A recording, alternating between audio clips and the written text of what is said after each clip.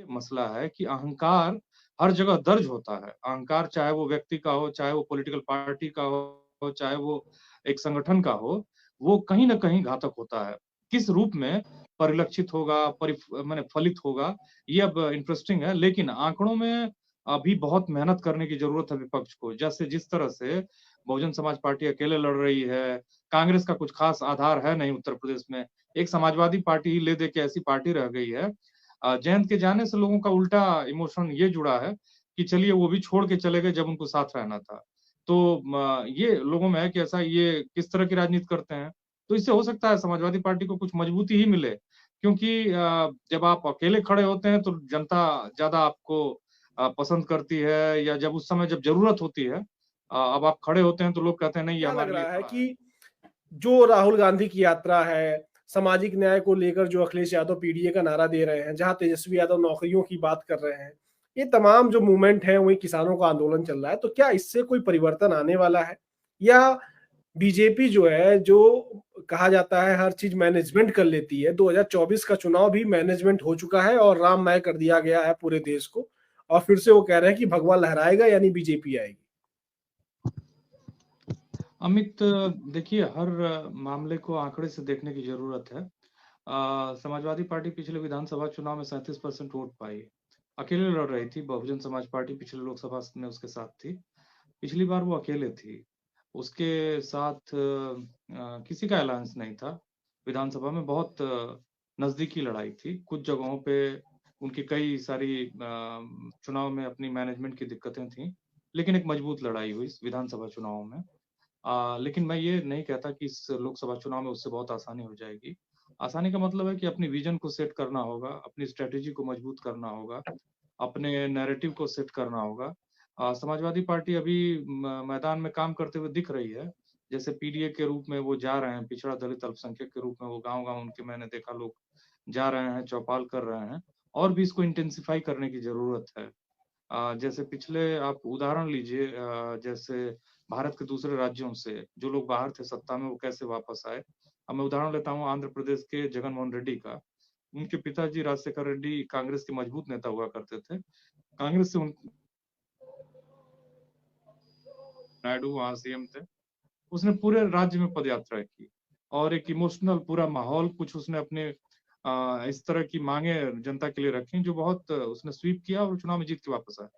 मेरा कहने का मतलब ये है कि अभी भी 3 महीने बाकी हैं और मेहनत करने की लगता है कि विपक्ष के दलों को जरूरत है। और कहीं ना कहीं इन दो लोगों के जाने से जो पार्टियां, मुझे नहीं लगता कि कोई खास असर पड़ेगा। खास करके एक व्यक्ति तो मरे हुए सांप की तरह हो गए थे, जिनको लेके घूमना ही अपने आप में एक बोझ की तरह था। और दूसरा जो गए हैं वो अपनी अंतरात्मा को बेच के, अपनी राजनीतिक भविष्य को बेच कर गए हैं। और मुझे लगता है कि जो उनका वोट वैसे भी उस एरिया में जहाँ से वो आते हैं, जहाँ उनका प्रभाव है, वहाँ वो बट रहा था और उससे और एकजुट होगा। क्योंकि अब इस बार ये चुनाव जो लोग हैं वो देख रहे हैं, वो बेसिकली उनको भी ये मैसेज है कि जिस तरह से संस्थाएं काम कर रही हैं, ईडी को लोग मजाक में इलेक्शन डिपार्टमेंट कहते हैं, सीबीआई को क्या कहते हैं आप सभी जानते हैं। किस तरह से इनका दुरुपयोग हो रहा है। एक आंकड़ा शेयर हुआ कि 95% विपक्ष के लोगों पर खाली इसका प्रयोग हुआ। तो खाली क्या विपक्ष के लोग ही करप्ट हैं? क्या येदियुरप्पा करप्ट नहीं थे? क्या बीजेपी की जहां जहां सरकारें हैं वो सभी लोग एकदम धुले हुए लोग हैं, एकदम पवित्र लोग हैं? क्या वो सारी मर्यादाओं नैतिक मूल्यों के साथ काम करते हैं? ये मिलियन डॉलर क्वेश्चन है अमित, और ये बेसिकली जनता देख रही है। तो जनता बेसिकली किस करवट बैठेगी, क्योंकि देखिए सब कुछ दर्ज किया जाता है। जिस तरह से लोग एक नायक के रूप में मोदी जी को 2014 में देख रहे थे, अन्ना के आंदोलन के बाद, और उस तरह से जनता नायक से कब खलनायक बना लेती है। उसी कांग्रेस को जिसने लंबे समय तक राज किया भारत पर, 2012 के बाद एकाएक 2 टर्म यूपीए में रहने के बाद वो खलनायक हो गई। तो मेरा ये मसला है कि अहंकार हर जगह दर्ज होता है। अहंकार चाहे वो व्यक्ति का हो, चाहे वो पॉलिटिकल पार्टी का हो, चाहे वो एक संगठन का हो, वो कहीं न कहीं घातक होता है। किस रूप में परिलक्षित होगा, माने फलित होगा, ये अब इंटरेस्टिंग है। लेकिन आंकड़ों में अभी बहुत मेहनत करने की जरूरत है विपक्ष को। जैसे जिस तरह से बहुजन समाज पार्टी अकेले लड़ रही है, कांग्रेस का कुछ खास आधार है नहीं उत्तर प्रदेश में। एक समाजवादी पार्टी ही ले दे के ऐसी पार्टी रह गई है। जयंत के जाने से लोगों का उल्टा इमोशन ये जुड़ा है कि चलिए वो भी छोड़ के चले गए जब उनको साथ रहना था। तो ये लोगों में है कि ऐसा ये किस तरह की राजनीति करते हैं।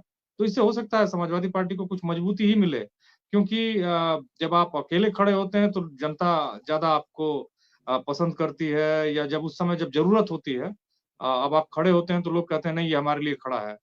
तो शायद मदद मिले, लेकिन मजबूती से पार्टी को ही आगे बढ़ना होगा, इनके लोगों को आगे बढ़ना होगा, अपने विचारधारा, अपने नैरेटिव पर आगे बढ़ना होगा, अपने लोगों को जोड़ना होगा, ध्यान रखना होगा कि कौन अपने हैं और कौन मतलब उस तरह के लोग हैं जो जो बेसिकली पलटू राम है।